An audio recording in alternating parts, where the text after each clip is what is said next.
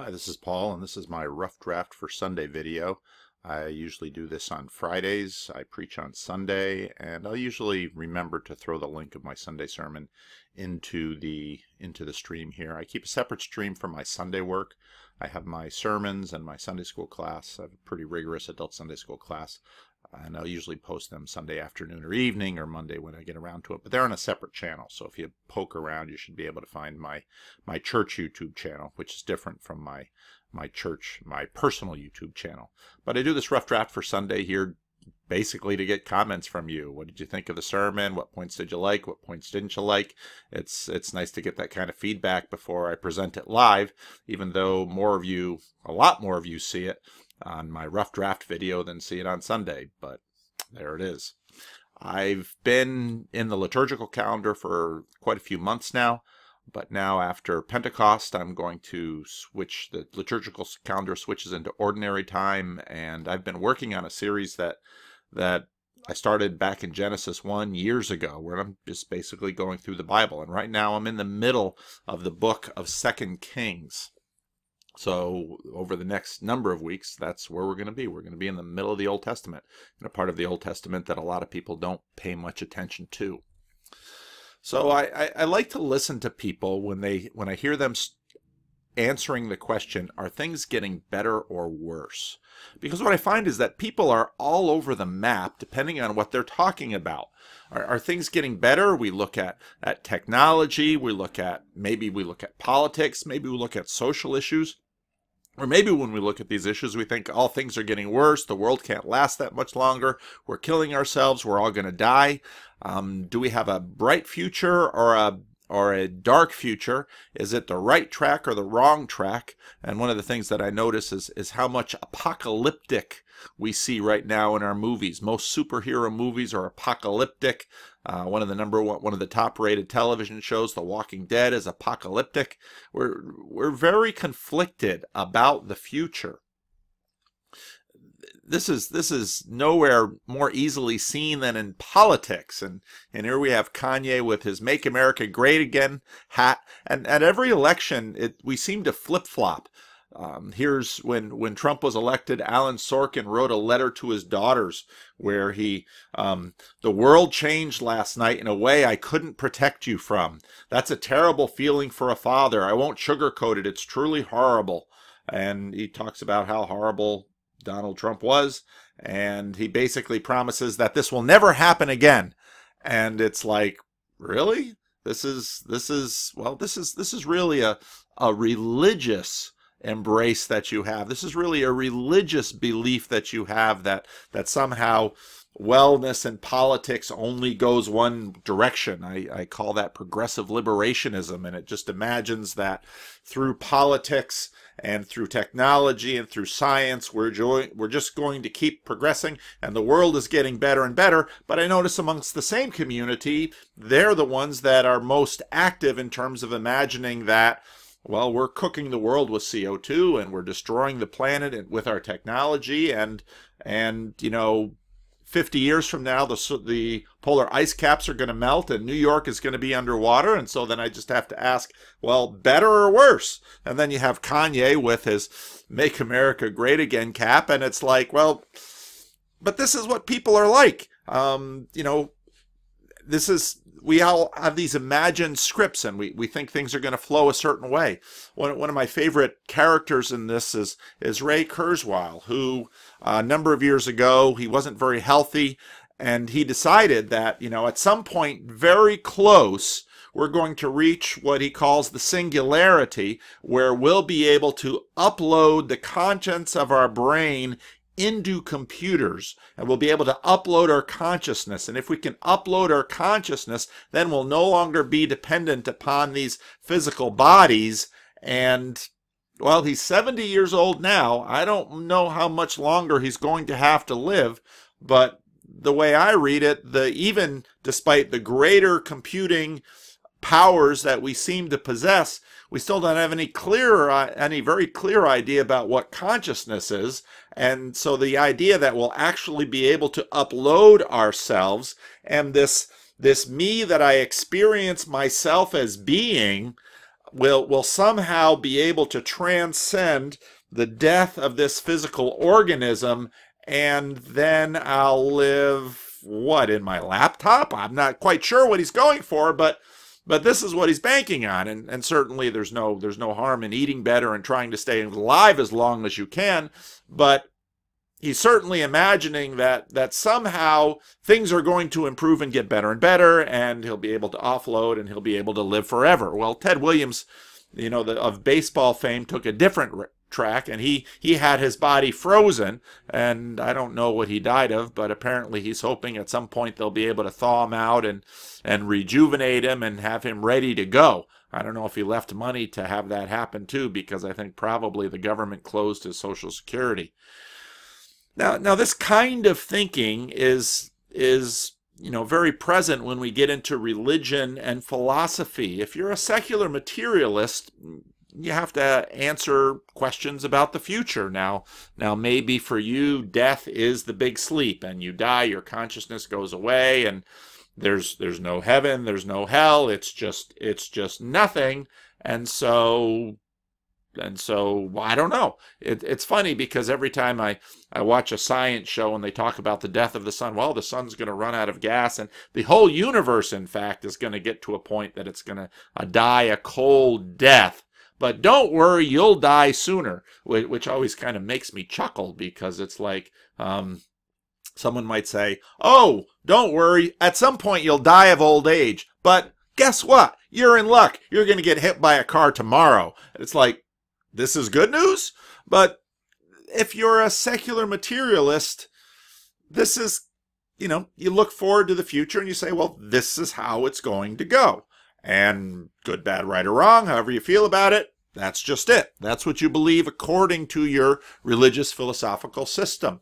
If you're a Hindu, Buddhist, New Ager, now again, this is complex and a lot of people have different ideas about this, but Hinduism generally has this idea of reincarnation, that I'm right now, I'm living this life and I'm trying to work out my issues, and not really the conscious part of me or the memories of me or what I call Paul Vanderklay will kind of get recycled. And if I've done well with karma, I'll get an upgrade in the next life. And if I've been a jerk or a problem person, I'll get a downgrade, and then I'll have more to learn. And basically what the point of many of those traditional religions is that I can escape this cycle of reincarnation and I can join the collective thing that we call God, the great sea of consciousness of being, and I'll lose my individual self in this experience of individual self. And then I might ask, well, why am I having this experience of individual self if this in fact is a problem? And I just was listening to a guy who was basically saying that no one should have babies, because what we do when we have babies is we consign people to a prison of pain. And it's like, wow, that's a pretty radical idea. But it's not necessarily that far from this other idea that this personal embodied experience I'm having now is actually some kind of torment and punishment that I would like to get rid of.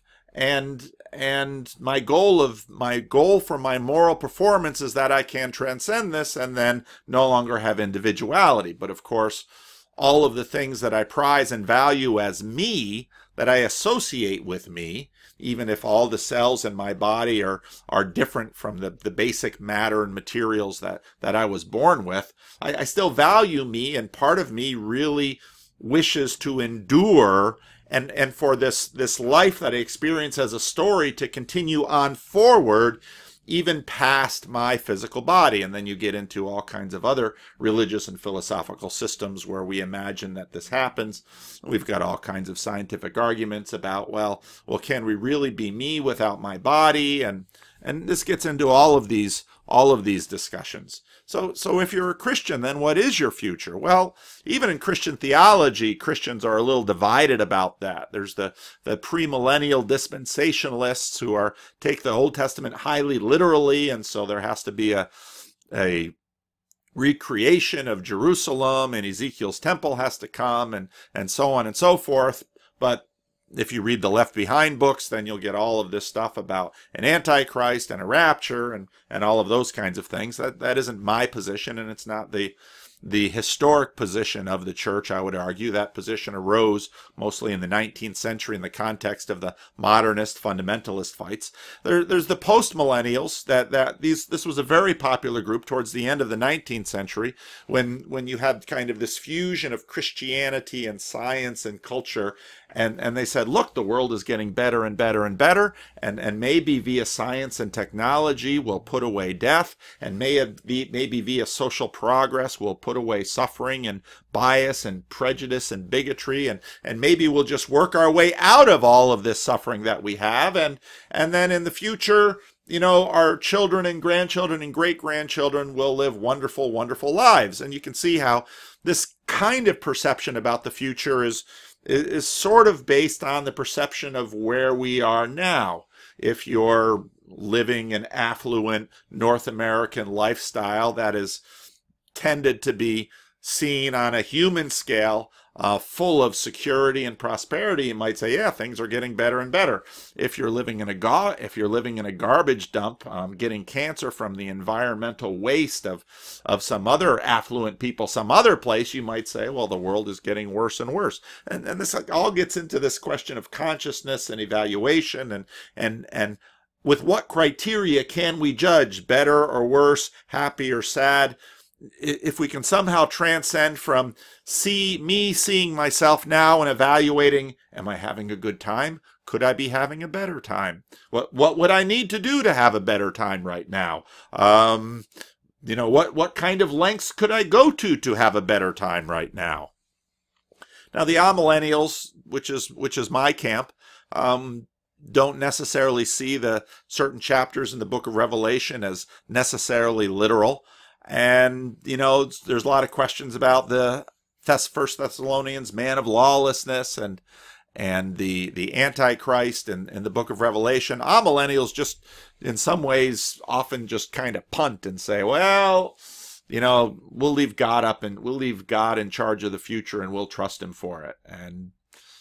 But what's interesting about these questions about Christian eschatology is, whereas there's definitely a shape of things, and the shape very much includes that the myself I know, the Paul Vanderklay, will in fact be resurrected and will reign with Christ in a new heavens and a new earth. That the path of how to get there, Christianity really hasn't kind of all gotten on the same page as they have with things like, let's say, the Trinity or the doctrine of Christ or some of these other creedal doctrines that the church has talked about. But now we all sort of want the brightest future, and so some people say, well, I don't know if Christianity is that bright. You've got hell afterwards. Yeah, but if you really start thinking about that, you have the questions of justice in the world. People are like, I think there should be justice, and I don't think there should be a hell, and that goes off into a big, huge conversation. The difficulty, of course, is that if there's no judgment or punishment, can there really be justice? Those are really hard questions. Christians, of course, have a new heavens and a new earth, and not a cycles of reincarnation. And in some Hindu streams, when they ask the question, well, why did this great perfect sea of consciousness devolve into this individual experience of us right now? And the answer that I've seen is usually kind of a shrug and, well, God play. Well, tell God to knock it off. If this is so much worse than losing my individuality and just being in this great stream of consciousness. It's not always, and one of the things that Christians have often experienced is that it's darkness before the dawn, and so you have this imminent apocalypse that goes on throughout church history. If you read the Apostle Paul in the New Testament, they thought, well, Jesus is coming back soon, right? And you go all throughout the early church in the Middle Ages, and Jesus is coming back, isn't he? When's he coming? And you get to the medieval period, and even you get to the modern period. I grew up and it was Hal Lindsey, 1980, Countdown to Armageddon. And it's like, well, 1980 came and went. Harold Camping, just a few years ago, bought billboards all over the world, Jesus is coming in October, and so you'd better get ready, and people sold their houses. But their selling their houses was in anticipation of a glorious future, not a depressing one. Now, some of you might wonder, well, why are we getting back into the Old Testament? Well, the Old Testament was the Bible for the early church, and Jesus quotes it more than anyone. And so some people are like, well, I like the Jesus part of the Bible, not the Old Testament. But Jesus thought a lot of the Old Testament, enough to quote it and bring it up and reference it and have it and say such amazing things about it, like it's not passing away. And you don't find hell in the Old Testament. In fact, the afterlife is pretty murky in the Old Testament. The New Testament is really an updating of the Old in the light of the revelation of Jesus. You have Jesus as New Israel and the church as New Israel, and the focus on the world rather than specifically on Hebrew nationalism. And so now we're going to get into the Book of Kings. And so for us, part of it's going to be, well, how can we understand the Book of Kings with respect to the book itself? How can we understand it with respect to the story of the Old Testament? And how can we understand it with respect to, let's say, the Christian New Testament? And now here's the difficulty that you have as a preacher, is that those of us sitting around in 2018 might be asking the question, well, why should I read this old book about these, this the politics of the Iron Age with people I don't know about? And a lot of people would say, yeah, why should you? And some might say, well, you might have something to learn. And others would say, well, the God is still the same God there, and this is how you know him, and so on and on and on. I find a very good website, a very good YouTube channel where you can find a lot of really helpful guidance in terms of understanding these books is the Bible Project, and this is their treatment of the Book of Kings. And I think it's a good basic orientation to say, well, what is this book about? Well, this is what this book is about. Now, where this book lands in terms of the ongoing story of the Old Testament is you have these tribes, and then you have Saul and David, and under David and Solomon, Israel really reaches, in some senses, an eschatological peak. They become a minor empire in their part of the world, and Solomon is wise and he's fabulously wealthy, and all of these things going on. And so in some ways the promised fulfillment up until that point gets reached in David and Solomon. But now the Book of Kings is written about the decay and corruption of that kingdom. That kingdom is split in half, and you have the northern kingdom of Israel with its capital in Samaria, and you have the southern kingdom of Judah. And both of those kingdoms are going to be eaten and destroyed by empires. And actually this story is what this story and its relationship with God is what preoccupies the people of Israel. Now, if you want a lot more talk about this, you can go and look at my discussions, for example, on the book of Daniel or the book of Ezekiel, because how this plays out in relationship to God preoccupies and dominates the imagination of the people. And as well it should. And so this question of, are things getting better?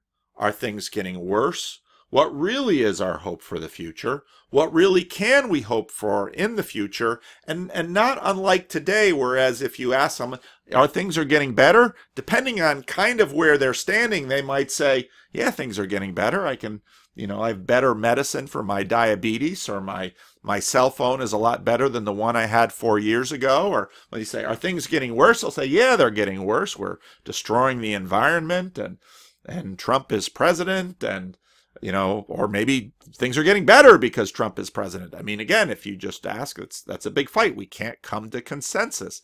Well, in many ways, this kind of situation is an enduring experience. And so the people of God are trying to orient themselves in terms of the promises of God that they have for the future, where they are in the story of God, where they understand themselves in the world. And now the authors of the Book of Kings, after the destruction of both kingdoms, look back and say, this is the destruction of the people. But now, a big part of the central story of this are the role of the prophets. And the two main prophets we see in the book of Kings are Elijah and Elisha. And Elisha, of course, asks to inherit the mantle of Elijah, and so he's given a double portion. And so Elijah, there are like these 7 dramatic miracles that are given to Elijah, and there are 14 dramatic miracles that are told of Elisha, and they're all dealing with the kings. And now these prophets are revelation of the future, even in decline. And so you begin to see the complex and ambiguous nature of their work. Are we to hope for better things in the future? Yes. Should we expect calamity in the future? Yes. The future is both going to bring hope and calamity. Now, the main role of the prophets is to denounce the failures of the king and the people for their failures of covenant faithfulness. And if you read back in the story, you have the book of Deuteronomy where the covenant is reiterated. The covenant, Israel has this ongoing relationship with God, which is supposed to be administered by the covenant. It's supposed to be administered in obedience, but Israel is really bad at obedience, and so they fail. And part of the reason for the contamination, corruption, decay, and destruction of the people is because they are unable to keep this covenant.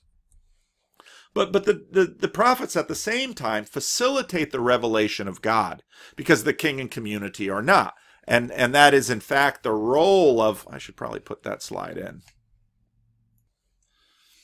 So a big role of what Israel itself was supposed to be was to represent and embody the kingdom of God on earth, and this was how Israel was supposed to bear witness to God in the midst of the nations. Thy kingdom come, thy will be done on earth as it is in heaven.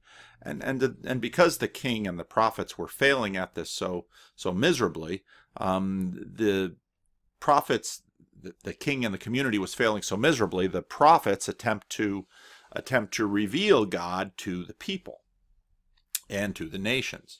Now, it's a little bit difficult to jump into the middle of the story here, and especially with this story, because if you read back over the other stories, you find the Bible is very particular about names. You've got Ben-Hadad, you've got the specific king, northern kingdom, you have names for Elisha's servant, Gehazi, with the whole story with Naaman. What's interesting about this particular story is it's told fairly generically.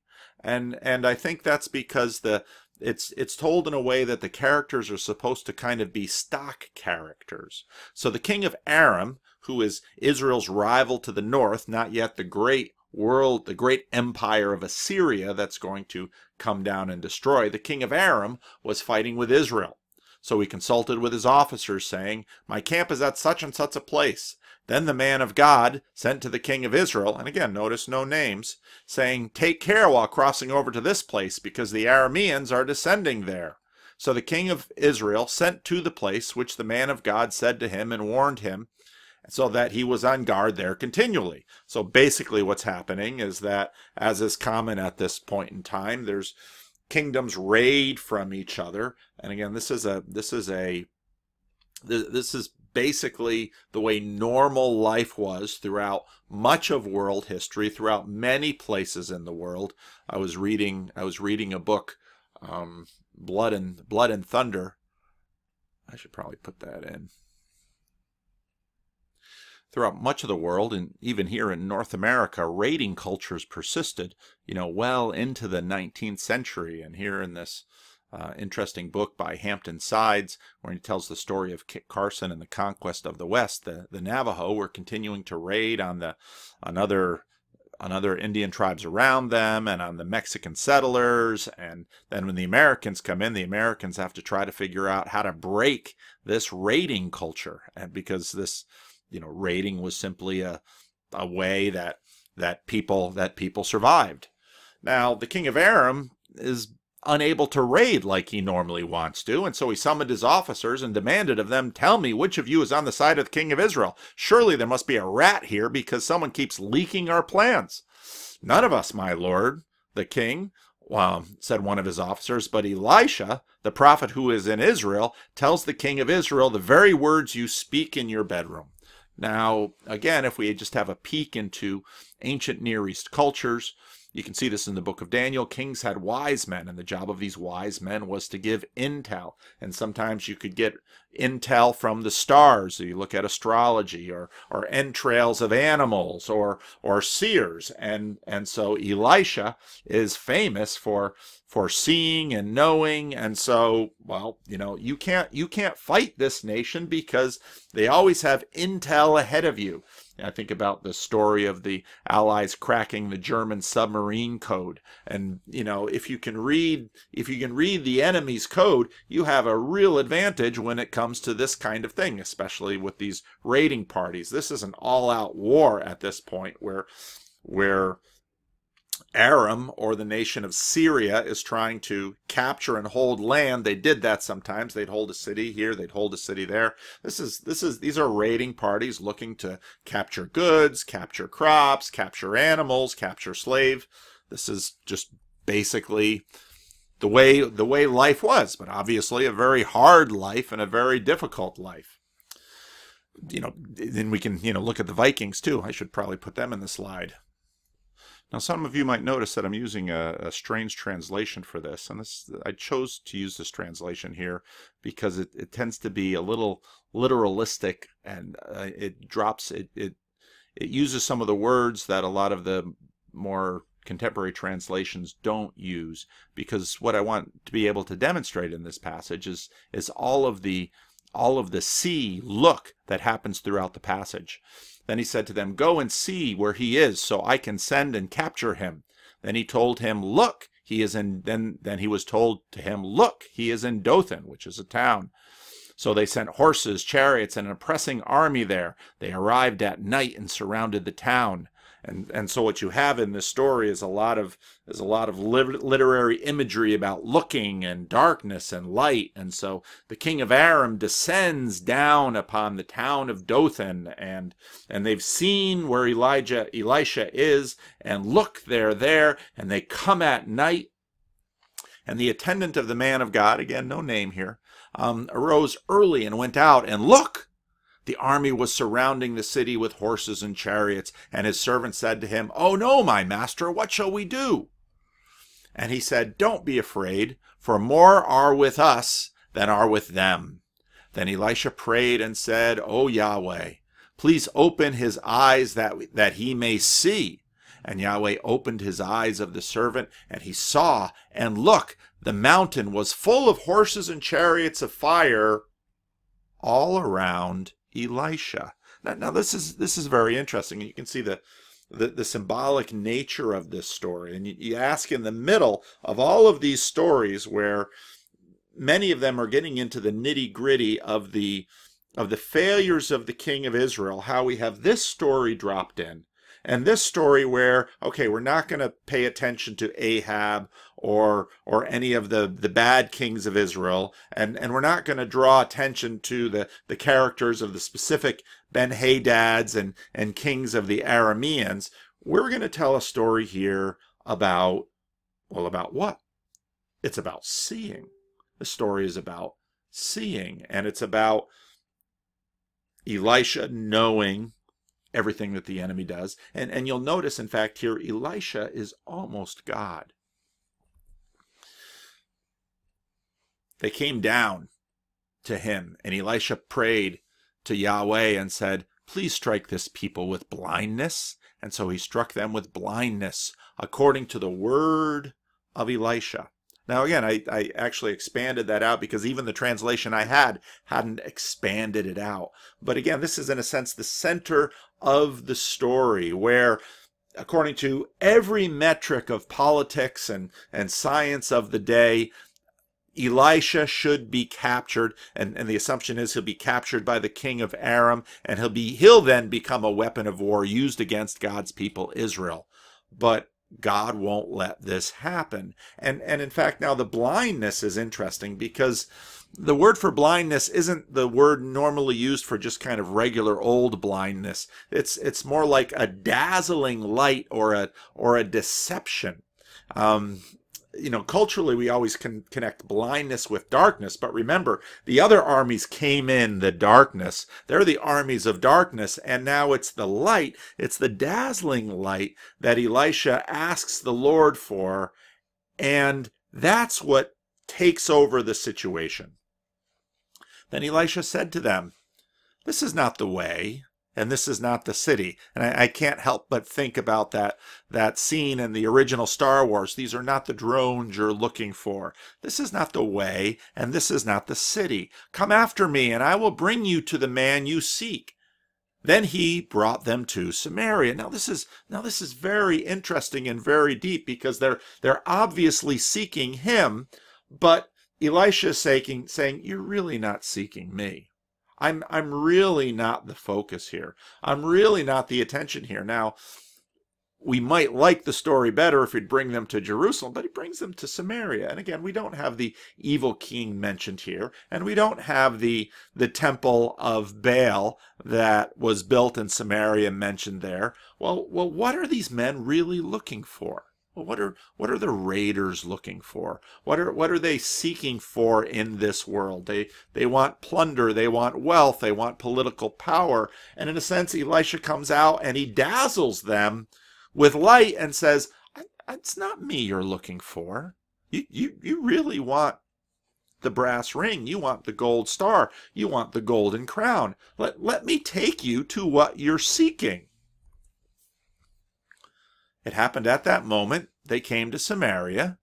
Elisha said, "O Lord, open the eyes of those that they may see." Now pay attention.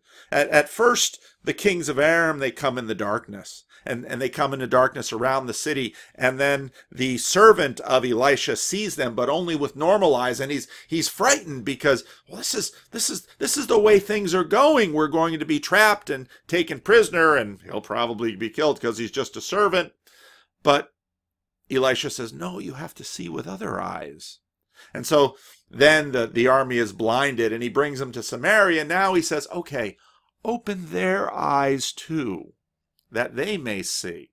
Well, what are they going to see? So Yahweh opened their eyes, and they saw, and look, the middle of Samaria. But they're a raiding party, even an oppressive army, a strong raiding party. They're now in the middle of the city, and the king of Israel has had an opportunity to handle the situation. And so now they who wanted to take Elisha prisoner are themselves prisoners. And so now we wonder, how will the power of the Lord be used? How will the prophet reveal the Lord?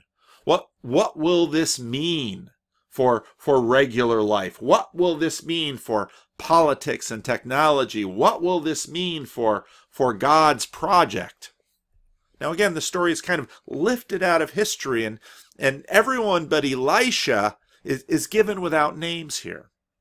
Then the king of Israel said to Elisha when he saw them, "Shall I kill them? Shall I kill them, my father?" And Elisha said, "You shall not kill them. Would you kill those whom you took captive with the sword or the bow?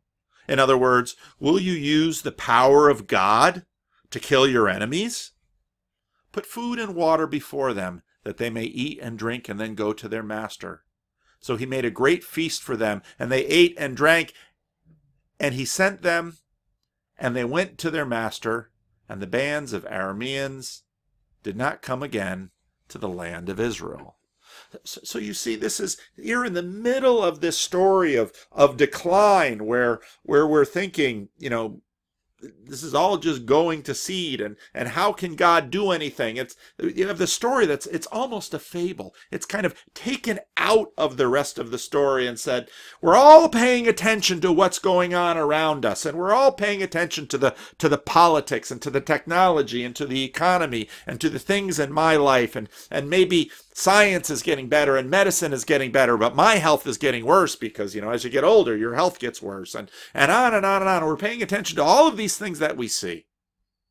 And here, Elisha kind of plops into the middle of the story and says, you need to open your eyes to a bigger world, a bigger reality. Oh, well, that sounds kind of nice, Pastor. And I like when pastors make points like this, because then I can have this moment and say, oh, well, I just had a moment of inspiration or calm or peace, because this is what you look for pastors to do when you're upset. You say, oh, Pastor, make me feel better. And, pastors have kind of been displaced by psychologists and entertainment and music, because pastors perhaps are not as reliable at making you feel better as YouTube or Valium or a good bottle of something, or a nice drug, or a good therapist that can help you see. But this here is an image of shalom. The wars of this world, this is, again, we're just set into normal place, any place, where there's raiding culture. And you have these petty, feudal, insecure tyrants playing God, but they're lousy gods. They don't know that much. They can't see very far, and they're scrapping for the meager spoils of this world.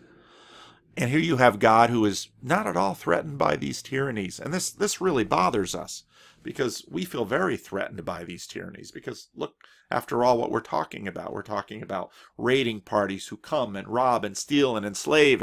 And Lord, are you indifferent to this?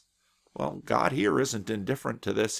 He's in a sense playing with them and saying, if I'm not going to let you raid, you're not going to be able to raid. I can do things that you won't know, and you will be futile in all of the ambitions that you have. But now with loving kindness, he exposes our blindness, and he exposes our power as impotence. And in a sense, we have a swords into plowshares and spears into pruning hooks story here. But now, very quickly, someone's going to say, now, come on, Pastor. This story, this story kind of looks like a fable, and it smells like a fable, and you're not going to put this over on me. I believe it. I know the real world. The real world is not like this. And I think about Steve Martin's character in that movie, The Leap of Faith. You say the meek will inherit the earth, but I say all they can count on is the short end of the stick, because that's the way this world is. And in fact, we know this now better than we ever have, that if you're born into poverty, you'll probably stay in poverty. Your parents won't raise you right. And generation after generation after generation. And this world has so little power to actually turn it right. What we have more power to do is distract and amuse and medicate ourselves so it just doesn't feel so bad. But in terms of actually fixing this world, can you really? This is a religious fantasy. God doesn't do miracles like this. Military, political, and economic power is real and wielded by tyrants every day. I'd say the Bible knows this. I'd say God knows this. Now, part of what goes on with Elijah and Elisha, if you read the New Testament, you often hear that John the Baptist, well, he's like Elijah. He's like Elijah. Well, that sets up the idea that, well, if John the Baptist is like Elijah, who is Elisha like? And theologians and Bible readers have picked this up for centuries. And now, so now we might imagine that everyone is imagining that Jesus will be like Elisha. And if the Romans or the Herodians or anybody comes down on Jesus, then Jesus will just blind them. I'm not the man you're looking for. And there's some of that in the Gospel of John. But in the Gospel of Matthew, going at once to Jesus, Judas, his friend, "Greetings, Rabbi," and he kissed him. Jesus replied, "Do what you came for, friend." Then the man stepped forward, seized Jesus, and arrested him. With that, one of Jesus' companions reached for his sword, drew it out, and struck the servant of the high priest, cutting off his ear, which is exactly what we would imagine. Protect Jesus with your swords. Defend him with your strength. Don't let anyone take Jesus. Have a battle. Put your sword back into place, Jesus said to him, for all who draw the sword will die by the sword. Do you think I cannot call on my Father, and he will not put at once my disposal more than 12 legions of angels? Well, this is the story of Elisha, isn't it? Well, why doesn't Jesus call on the angels? Well, why doesn't Jesus blind them? And here's the crazy thing. Every time we see an angel show up, everybody just hits the floor. because this angel is so full of glory that people are just so unnerved by it. So you would imagine 12 legions of angels coming to Jesus' rescue. And here's the thing in the story, that Jesus displays the kind of power that the people around him really do believe this. Because one who could stop a storm can start a storm. Which is easier, to raise the dead or to make someone dead? If Jesus has this kind of power, why doesn't he use it to even avoid his own arrest? And then as the story plays out, he'll get tried by Pilate. And, Pilate, it's pretty clear from the story, Pilate is looking for an excuse not to crucify Jesus, and Jesus won't give him one. So it's like, what's with you? What's the point? We kind of want Elisha and the angels, and Jesus says, no. Go ahead. There are two ways to expose the impotence of this world. One is defeat, as we saw in Elisha, and one is my defeat, as you'll see in me. Well, how do we respond to this?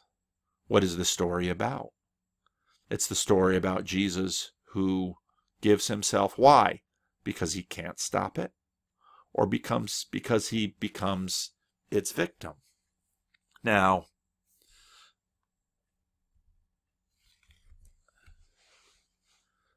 what does it mean that Jesus doesn't stop it? Does it mean he doesn't care? Does it mean he can't? Or does it mean that in his case, he looks around and says, if anybody's blood is going to be shed, it will be mine? Because throughout history, it was always assumed that what being God meant was to have the privilege of avoiding pain and suffering. And in the story, Jesus himself becomes our pain and suffering, becomes the Lamb who was slain, becomes the sacrifice, and he does so. Why? For us. Now, where does this lead us into the future? You see, right away we have the question, how is Jesus a better Elisha? Because we look at this and say, well, we want the old Elisha, because we want security, indemnity, invulnerability. Well, Jesus comes and becomes vulnerable. Well, how does this make us think about the future? Right track or wrong track? Well, it's intended to make us think about the future, because the question that we're being asked to focus on is how the enemy is transformed. You see, what we really want is that the enemy, the Arameans in this case, are killed. And so when they draw swords in the garden, this is really what Peter and the other disciples are looking for. That we want our well-being at the expense of the oppressors. And Jesus comes and says, that's not my revolution. My revolution is very different. The well-being of the oppressors at my expense, but in a very special way. Because what I'm deeply interested in are the hearts and minds of the oppressors. Now, you'll notice that Elisha is like Christ here, in that the bands of Arameans did not come again to the land of Israel. Now, maybe they didn't do so because they were afraid. Maybe they didn't do so because they thought their raiding parties would be futile. Maybe they didn't do so because somehow they imagined that Elisha was the biggest and best weapon. But what the story points to is a shalom, a peace, a pointer to the future. But even in that time, they didn't dare imagine what it would look like. Jesus brings us to that place. Why did the Arameans stop raiding? How can God make friends out of rebels? Because that's the situation of the world. And then, how can we participate in this new chapter of God? Now you might say, again, well, I want the Elisha method because I'd feel a lot better. Okay, but Jesus isn't willing to stop there. Well, how do you know he's not willing to stop there? Because of what he did for his life. Well, okay. What does that mean? Well, he's inviting you to do like him. And you'd say, well, I don't know if I want to do that because I only live once. Now all the right track, wrong track, pros and cons, positives and negatives. Now all the rubber hits the road, and you might say, well, Jesus knew he would be raised. Well, what does Jesus say to you? Well, he says that I will be raised with him. If I die the death he died, I will live the life and the resurrection that he gave. So then you have to ask yourself, do you believe it?